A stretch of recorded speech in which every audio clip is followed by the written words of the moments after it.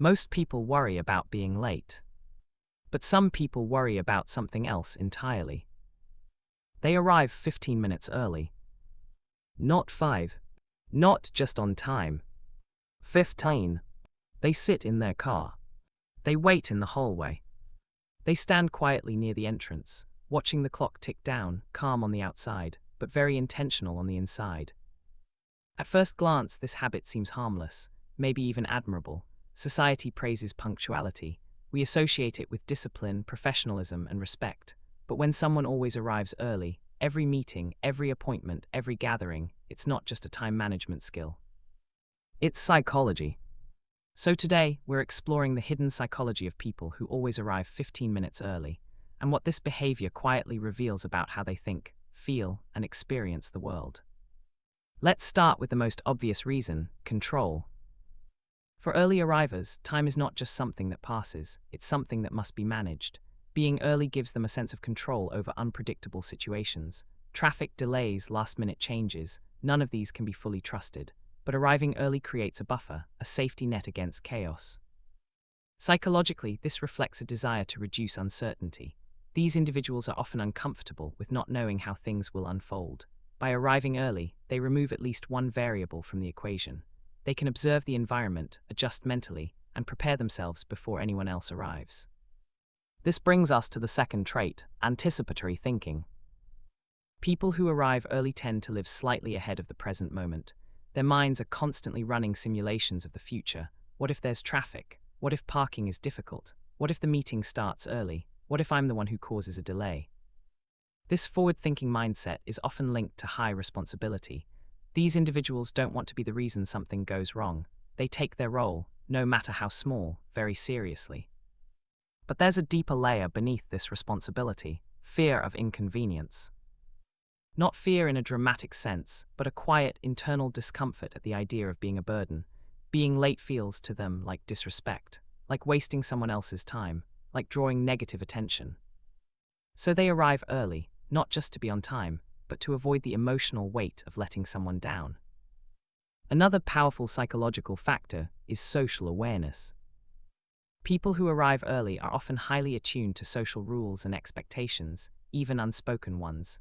They notice how others behave. They remember moments when lateness caused tension, awkwardness, or judgment. Over time, they internalize the belief that punctuality equals worth, that being early is a signal of seriousness, maturity, and reliability. In many cases, this belief was shaped early in life, by strict parents, demanding teachers, or environments where mistakes were not tolerated lightly. Which leads us to conditioning. Many early arrivers were raised in environments where being late had consequences. Maybe not always punishment, but disappointment, a look, a comment, a subtle withdrawal of approval. So their habit isn't random, it's learned, reinforced, deeply embedded. But here, where things get interesting, arriving early is not always about others. Sometimes it's about emotional regulation. For some people, arriving exactly on time feels rushed, stressful, overstimulating. Walking into a situation at the last second leaves no room to breathe, to settle, to adjust. Arriving early gives them space, a moment of calm before social interaction, a chance to collect themselves.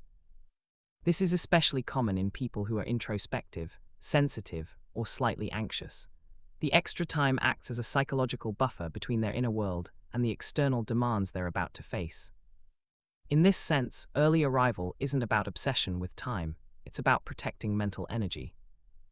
There's also a strong link between early arrival and identity. For many people, being the punctual one becomes part of who they are. It's a trait they're known for, a quiet reputation they carry. And once something becomes part of identity, it's reinforced automatically. Being late would feel like betraying themselves, like breaking a personal code. Interestingly, early arrivers often judge themselves more harshly than they judge others. They may tolerate lateness from friends, but feel intense guilt or frustration if they are late by even a minute. This reveals a pattern of self-imposed standards. They don't just want to meet expectations, they want to exceed them, not for praise necessarily, but for inner peace. But there's a shadow side to this trait. Always arriving early can sometimes be a sign of overcompensation, a way of proving value, a way of saying, I am dependable, I am serious, I belong here.